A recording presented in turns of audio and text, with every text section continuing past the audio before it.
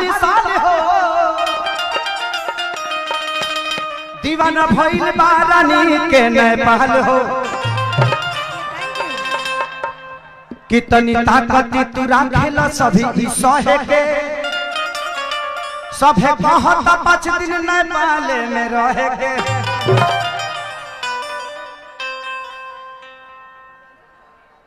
उहे गए जो पहले वाले ओकरा पहले के भूमिका कि दिल में सभे बसा के तोहरी तस्वीर लेके घूमता लेकिन केहू के मिलत नहीं खूखे सरिया तोहरा के चूमता। अगर मैंने इनको किस किया तो समझो कि आप लोगों ने भी कर ही दिया। मैं आप सबका भाई हूं तो ये क्या हुई जोर से बोला लो भाऊजी। अब नेपाल में एक साल है गाँव जी कि हम तो ठोड़ी मुदल रहनी पिजरी माटी से कि हम तो ठोड़ी मुदल रहनी पिजरी माटी से देवरा मन खोद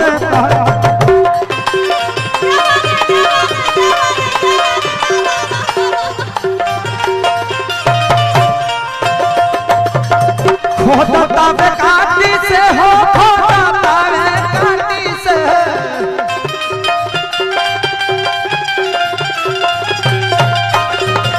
खोदता बे काटी से हो खोदता बे काटी से। भैया भैया बैठ जाइए ना थोड़ा सा देखने में प्रॉब्लम किसी के गोद में ही बैठ जाइए क्या फर्क पड़ता है। थोड़ा सा साइड हो जाइए क्योंकि सजिंदा को नहीं देखूंगा ना तो इनकी आंखें मेरी आंखें बहुत कुछ कहती है कि हमें हरान बानी देवा राया बाटी से देवरा मन खोद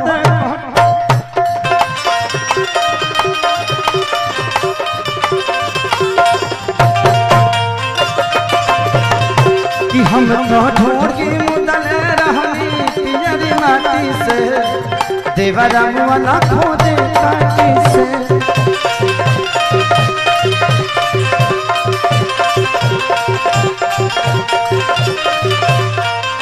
मिलो जो तेरी नैना हमारे नैनों मिलो जो तेरी नैना हमारे नैनों पलक नहीं होती है बनी।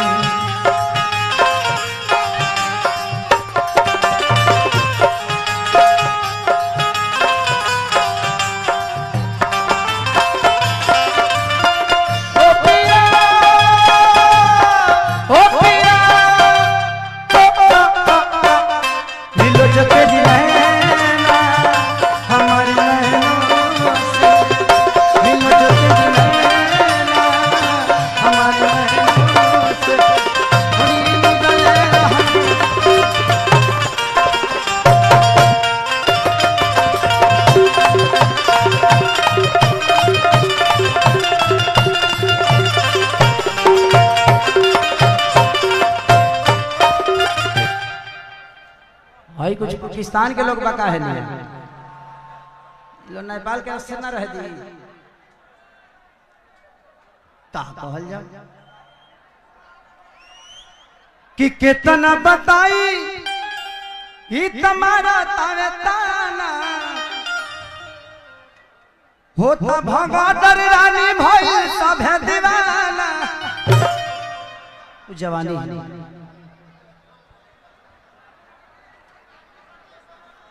थोड़ा सा शांत नहीं होंगे आप लोग। इधर ही क्यों भगदड़ हो रहा है प्रॉब्लम क्या है इधर भगदड़ का। इधर कुछ जीव जंतु है उसका दे रहा है कि नेपाल वाला भूकंप का झटका इधर आ रहा है। आप लोग समझदार व्यक्ति हैं पढ़े लिखे लोग हैं आपको इतना समझ में आना चाहिए कि आपकी एक छोटी सी हरकत पूरे नेपाल शहर को कहीं ना कहीं दुविधा में डाल देगा और कोई आर्टिस्ट यहाँ नहीं आ पाएगा। आपको मैं बार बार समझा रहा हूँ। मैं दोबारा रिस्क इसलिए लिया क्योंकि जो घटना हो गई थी वो छोटी घटना नहीं थी केसारीलाल यादव के लिए और नेपाल शहर के लिए घटना बहुत बड़ा था। उसके बावजूद भी आप प्यार देने के बजाय ईटा पत्थर का आप इस्तेमाल कर रहे हैं इधर। उससे क्या मिल जाएगा? उसे आप मनोरंजन कर लेंगे। जो आदमी आपका मनोरंजन करा रहा है उसी पे आप ईंटा पत्थर चला रहे हो, ये कहाँ का दस्तूर है यार? हम भी इंसान हैं, हम भी रोटी भात खाते हैं, आप भी रोटी भात ही खाते हो। इतनी समझदारी और इतनी दिमागी आपके अंदर तो होनी चाहिए कि कैसे किसी का सम्मान करना है। आपने मनोरंजन तो कर ही लिया है, ऐसा नहीं कि आपके मनोरंजन में कोई दिक्कत हुई है। आप ऐसे हरकत करके क्या साबित करोगे? कुछ नहीं मिलने वाला। उससे नुकसान आपके धरती का होगा, आपके समाज को दुनिया बुरा बोलेगी। क्योंकि खेसारी लाल आज नेपाल में है, 70 करोड़ जनता के अंदर यूट्यूब से लेकर और फेसबुक तक के पहुंच गया होगा, और ये दुनिया देख रही है कि आप क्या कर रहे हैं, क्योंकि यहाँ सब कुछ सैटेलाइट चल रहा है। कितने लोग लाइव होंगे? ये लाइव खेसारी को एक दिन में 5 करोड़ जनता सर्च करती है। 5 करोड़ जनता के बीच में आपकी छवि क्या जाएगी? आप मुझे बताइए। आप लोग मेरे भाई हैं, आपसे मोहब्बत है, इसीलिए दोबारा रिक्स लिया। आप ऐसा ना करें कि मैं तिबारा रिक्स ना ले पाऊं, और मैं ही नहीं, दुनिया का कोई कलाकार फिर नहीं आएगा। आप लोग समझा करिए, प्यार से सलीमता से पेश आइए। अब आधे घंटे और ही रुकना है, आधे घंटे में मैं भी निकल जाऊंगा, आप लोग भी अपने घर को जाइएगा। तो मैं प्यार लेकर जाना चाहता हूं, मैं यहां से रो के नहीं जाना चाहता। मैं आप सबकी मोहब्बत हूं, आप सबका प्यार हूं, आप सबका बेटा हूं। मैं बेटा होने के नाते नेपाल की धरती पे आया हूं, मैं दुश्मन नहीं हूं। दुश्मन आपका मनोरंजन नहीं करता है, आपका ये नाचता नहीं है। मैं 3 घंटे से अकेले गा रहा हूं सिर्फ आपके मनोरंजन के लिए। आपसे विद्रोह नहीं है मुझे, आप सब सम्मानित लोग हैं, पढ़े लिखे हैं। नेपाल की धरती इतनी क्लोज है हमारे लिए, हमारा पड़ोसी देश है। इस देश का संबंध में आप लोग प्लीज कटास मत डालिए, मैं आप सबसे हाथ जोड़ता हूं। आप लोग इंसान हैं, इंसान वाली ही हरकतों के साथ हम अपने एक दूसरे से प्यार बांट के एक दूसरे को विदा करते हैं कि जा भाई तू अच्छा प्रोग्राम किया, चाहे तू बुरा ही किया तो जा खुश रह, तो मुझे भी अच्छा लगेगा। थैंक यू सो मच। अभी आशा करता हूं कि दोबारा आप ये हरकत नहीं करेंगे। कि कहीं से बताई कितना मारा तावे ताम हो, कि गहजन को देता रंग देता नाम हो, कि मन करे हम हमारी ओके लाठी से देवरा मुआना खोद काटे से।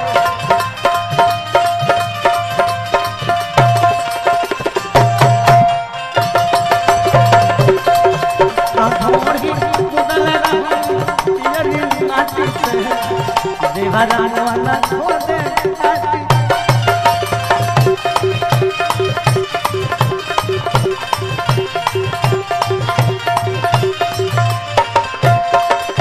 दीवाना मैं तेरा दीवाना,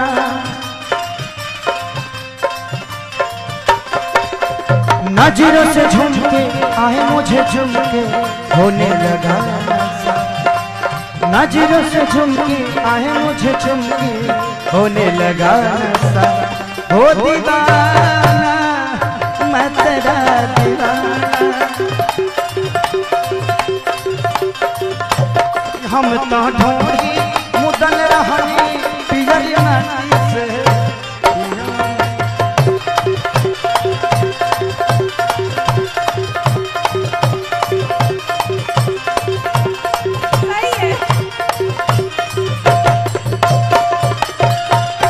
लास्ट में औरतिया कह दिया कि कहीं से बताई कैसे जिया तबानी हो, कि बड़ी परेशान तहर गैला तहर रानी हो, कि मन करे कि भगाई ओके डाटी के देवरा मुआना खोद।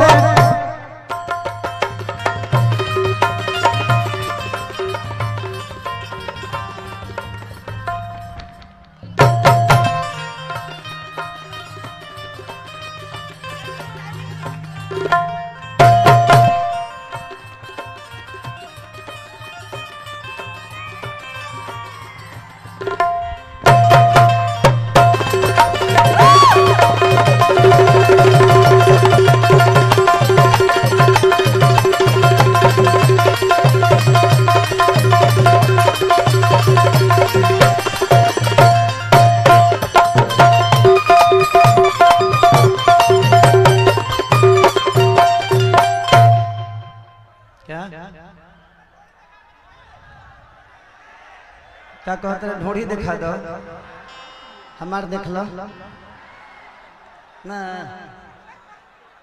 गजब खत्म बड़, यही ना बोलो जला। आप सम्मानित हैं, ये हम लोगों की गार्जियन स्वरूप है, हमने हमारी जान है आप, और कुछ हो गया ना, खुश हो गई। गार्जियन समेत है, मैं गार्जियन समेत हूँ। गार्जियन मतलब क्या होता है? अपने से बड़ों को इंसान गार्जियन मानता है। मैं सीनियर हूँ आपसे, तो सीनियर का मतलब गार्जियन ही होता है। आप मेरे से पहले पैदा हुई, आप मेरे से पहले इंडस्ट्री में आई, मेरे से पहले आपने सिनेमा किया, तो उसका मतलब क्या होता है? एक दिन कोई बड़ा होता है ना, तो उसको भी गार्जियन ही बोला जाता है। थैंक यू, मैं आपके इन शब्दों गार्जियन का मतलब ये नहीं कि बुजुर्ग, ऐसा नहीं है जी। गार्जियन का मतलब आप हमसे बड़ी। जी। एक सैड सॉन्ग इनके साथ गाऊं। आप लोगों ने सिनेमा में रानी चटर्जी का एक्टिंग देखा होगा, अब मंच पे एक्टिंग रियल करना पड़ेगा आपको। ये गाना हमारा गाना था ना कि दिल, ये गाना था मेरा, कौन सा गाना? जा जा जान भुला जाइए।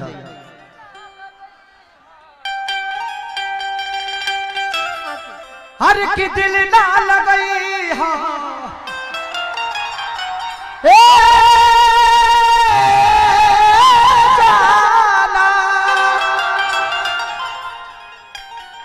कि दिल ना लगई हाँ, अरे फिर जानी आई हाँ, अब जा जा जा जान भुला जाई हाँ। क्या दे पक्का?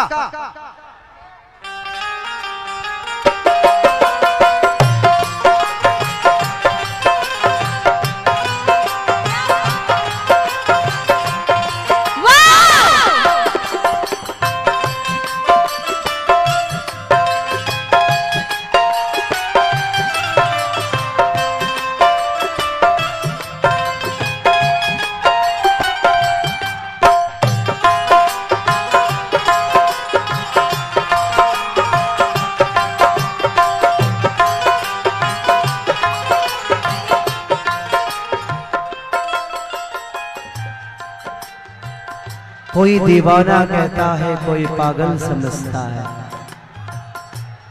कोई दीवाना कहता है, कोई पागल समझता है, मगर धरती की बेचैनी को बस बादल समझता है। आज तुम नेपाल में खो जाओ, एक दिन के लिए यही सो जाओ, किसी और की अगर नहीं हो तो आज खेसारी की हो जाओ। दिल ना लगई हाँ, हे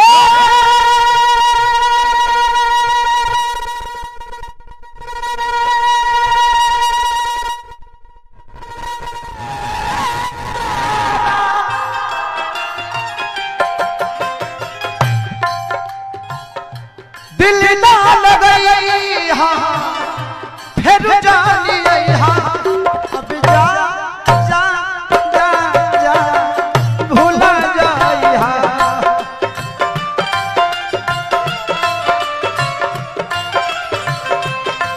अब जा जा जा जा जा जा जान भूला जाई हाँ।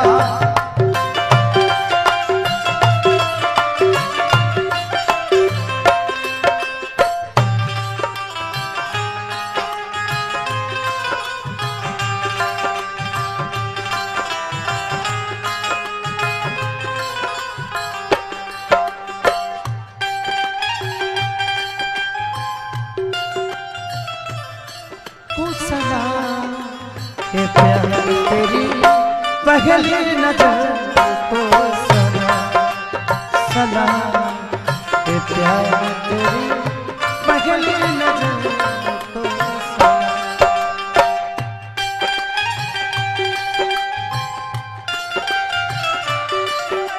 सलाम, ये प्यार तेरी पहली नजर को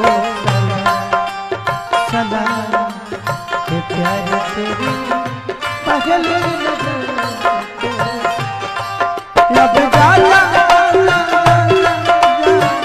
भूला जाए।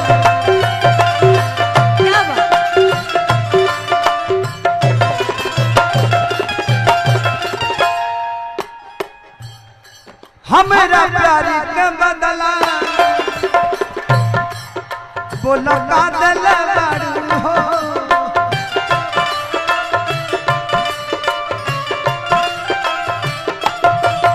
तू जब दिल बारू हो बस दगा दिल बारू हो।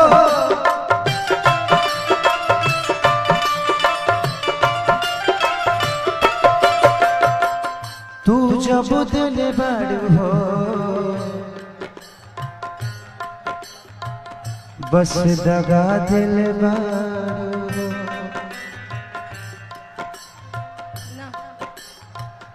याद जान करी हाँ हो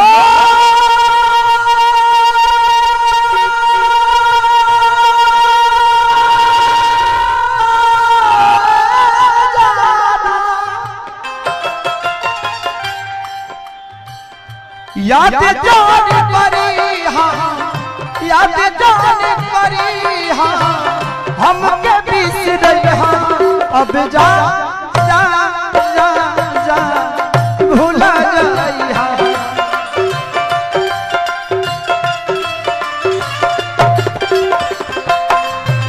अब जा जा जा जा जा जा भूला जाई हाँ।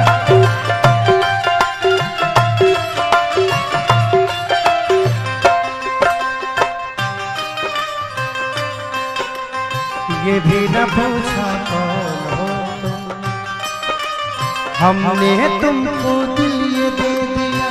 ये भी न पूछा कौन, ये फैसला जो दिल ने किया है, फैसला जो दिल ने किया, ये फैसला जो दिल ने किया। तो ये भी न पूछा हमने तुमको दिल दे दिया। ये भी न पूछा अब जाला जाला जाला भूला जाई।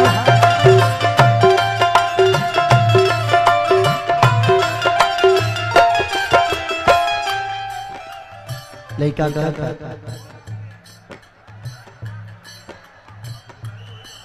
हल चल खेसारी से तू दादा कइलू हो।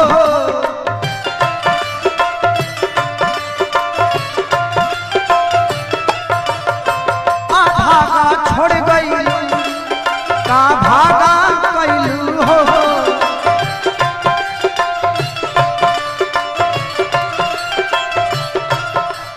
ऐसे छोड़ के गइलू आ भागा कइलू हो।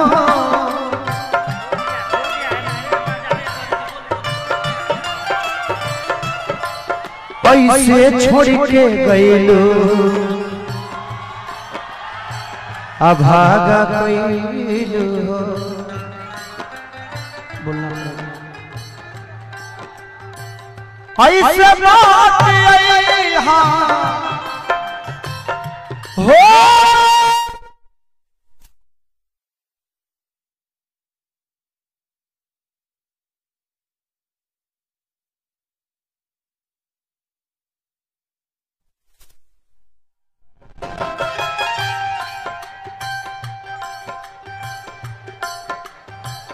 बोली हम बोली हम हम के बिसर अब जा जा जा जा भूला जाई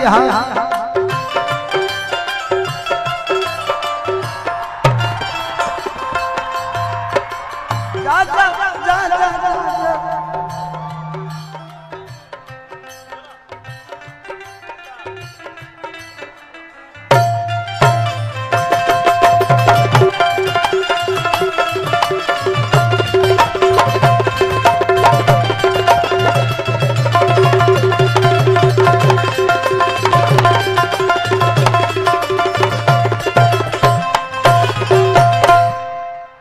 कि अब जा जा जा जा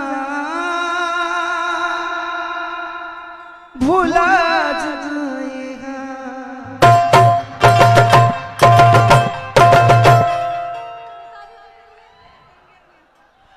खेसारी जी के लिए जोरदार तालियां। मैंने पहली बार आपके साथ एक मंच शेयर किया and you are outstanding Khesari ji. सिर्फ सेट पर ही नहीं, आप as a singer, as a actor तो लोग आपको टीवी पर देखते हैं, मैं भी देखती हूँ, मैंने काम भी किया आपके साथ, बट स्टेज पे यू आर ऑसम।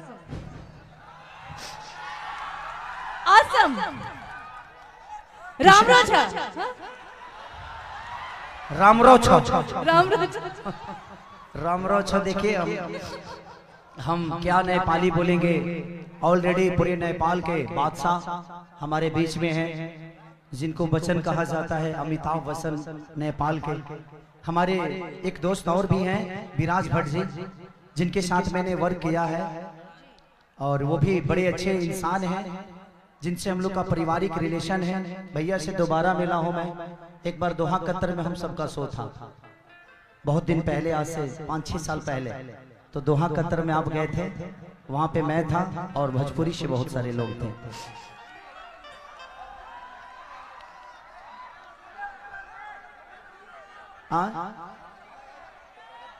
सोम्या के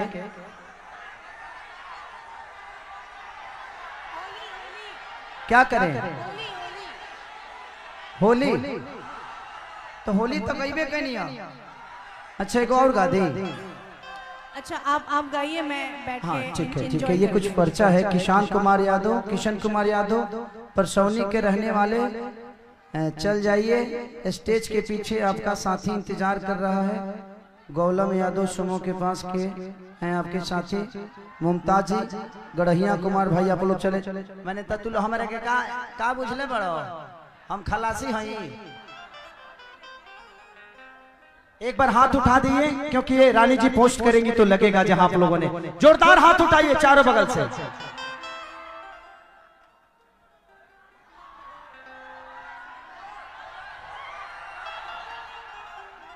तजा का महल हमारे से भारा रजऊ,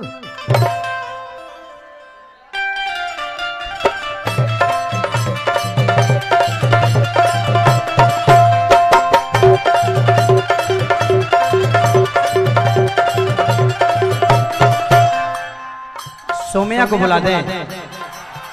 सोम्या आ जाओ।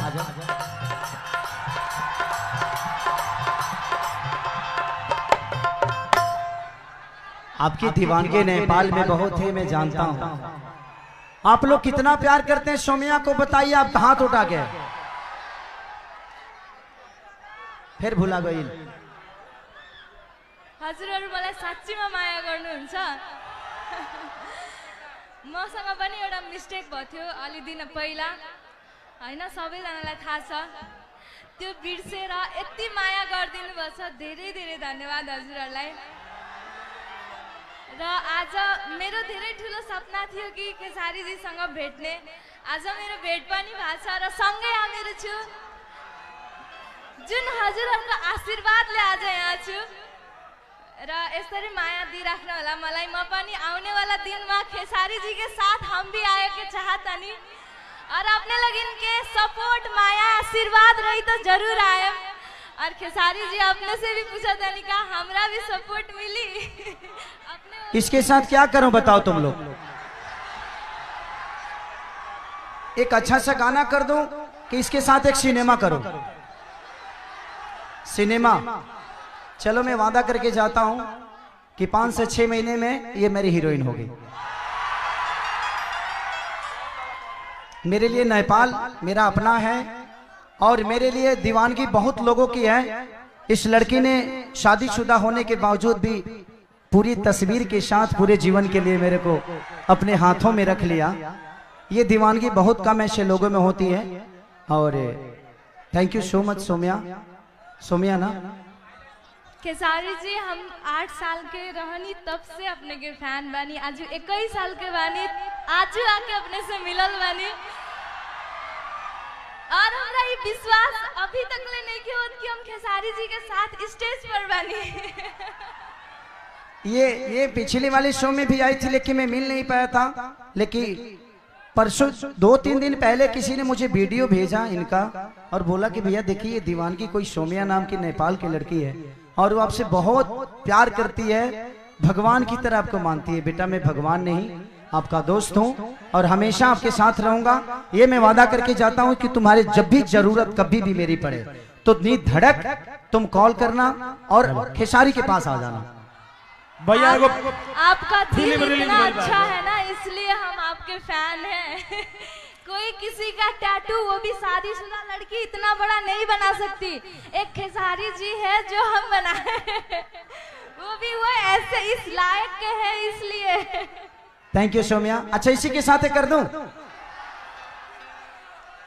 भैया, एगो फिल्म रिलीज भइल बा ना, एगो फिल्म रिलीज भइल बा, ये लोग हमारे तब आई आ गई बा। चल अच्छा रिकॉर्डिंग डांस कर दें? है ना? नहीं कर पाओगे? अच्छा ठीक है, चलो सौम्या को प्रॉब्लम है, कुछ कमर उमर में प्रॉब्लम है, इसलिए नहीं डांस कर पाएगी। लेकिन मैं वादा करता हूं कि इसके साथ एक एल्बम और एक सिनेमा जरूर करूंगा आपको, आप वादा करके जा रहा हूं। हजुर हेर्नु हुन्छ मेरो खेसारी जी सँग सिनेमा आयो भने? चलो जाओ बैठो। कि आइले होली ये बलम नहीं खे तुम्हारा में दम, तो कबल चरई बाड़ी पड़ा रजब, कि कबल चरई बाड़ी पड़ा रजब, जाका मायल ला हमरे से धारा रजब, जाका मायल ला हमरे से धारा रजब। आजमुआनी के माई मुहनी ए होरी लवा के,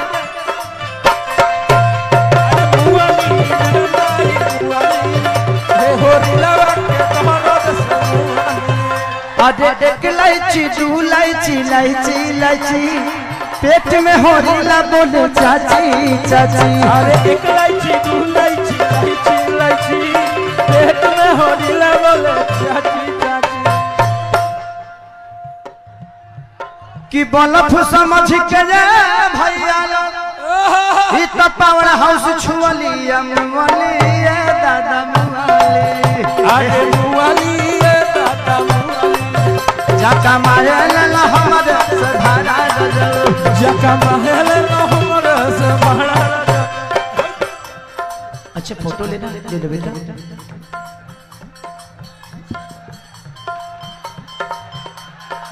चढ़ गइल होली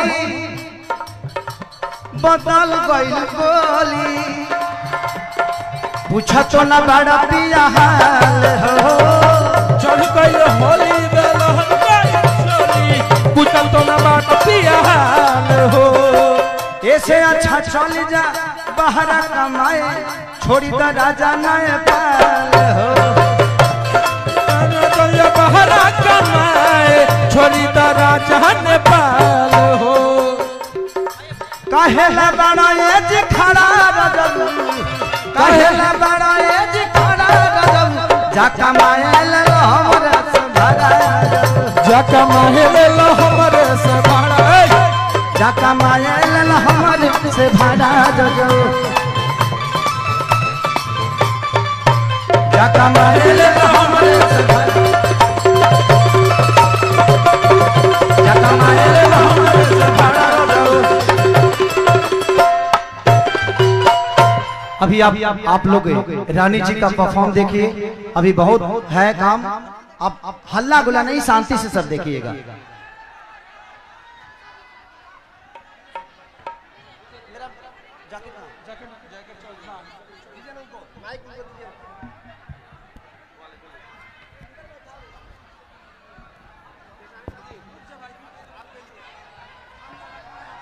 खेसारी जी के बाद अब मेरी बारी है आप लोगों को मनोरंजन करने का।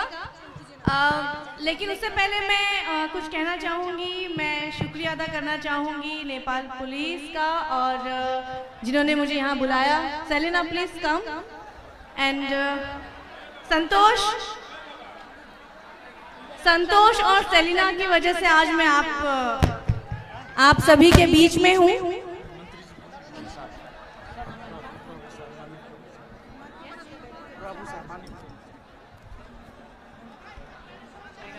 और मैं एक बात कहना चाहूँगी, मेरा एक गाना आने वाला है जिसको सेलिना ने गाया है, भोजपुरी सॉन्ग बहुत जल्दी रिलीज होने वाला है। कुछ बोलना चाहोगी? मैले एउटा भोजपुरी गीत गाएको छु हैन, अहिले हजुरहरूलाई टाइटल भन्दिनँ हैन। रानी दिदीले अभिनय गरिदिनु भएको छ, तपाईहरुमा छिट्टै आउनेछ, प्रतीक्षा गर्नु होला। र कतिजनाले मेरो गीतहरू सुन्नु भएको छ कि छैन? सुन्नु भएको छैन? मौलापुर के मेला भन्ने सुन्नु भएको छ कि छैन? कर के बहाना राजा घूमे आइब मौलापुर के मेला हो, मौलापुर के मेला। यो गाना सुन्नु भएको छ कि नै? टिकटकमा हेर्नु होला। ल रानी दिदीले खेल्नु भएको गाना छिटै आउँदैछ हैन, तपाईहरु प्रतीक्षा गर्नु होला है त। Thank you. Thank you so much Selina, thank you so मच संतोष। और अभी वक्त जाया ना करके शुरू करते हैं डांस।